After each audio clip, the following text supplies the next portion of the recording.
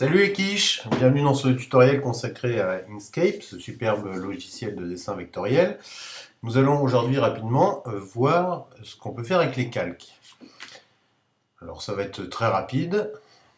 Alors Inkscape permet de travailler par calque, c'est-à-dire qu'il permet de, en gros, faire des dessins par couches successives.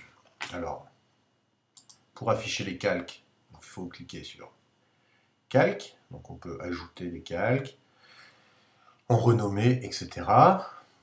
Passer d'un calque à l'autre, le plus simple, c'est d'afficher tous les calques en cliquant sur calque. Alors pour cette carte, par exemple, j'ai créé ici plusieurs calques. Donc chaque calque correspond à certains éléments. Donc les calques peuvent être cachés. Donc, je cache tous les éléments correspondant au calque. Voilà, par exemple.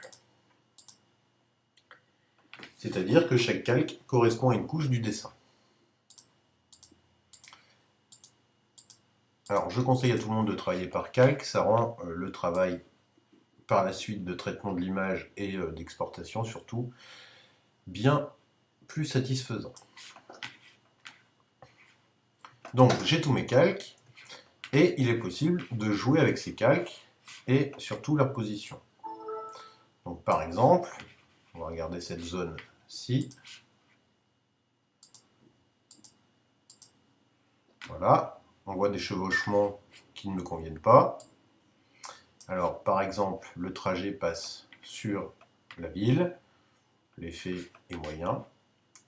Donc, il suffit de prendre le calque trajet et de le descendre sous les villes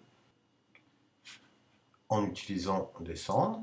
Donc, je vais le descendre. Donc, là, il est passé sous le fleuve, sous les villes fondées par Alexandre, voilà, et sous les villes en général. Donc là, ça me convient beaucoup mieux. Je souhaiterais que les fleuves de même se trouvent en dessous des villes. Donc je vais descendre mon calque fleuve en cliquant ici. Voilà, de même pour ces trajets ici qui chevauchent. Donc c'est le trajet de cratère. Je vais le descendre aussi. Voilà, le chevauchement a disparu.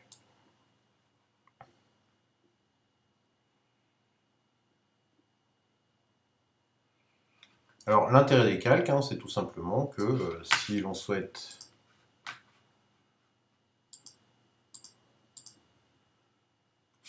enlever des éléments, il suffit de cacher le calque.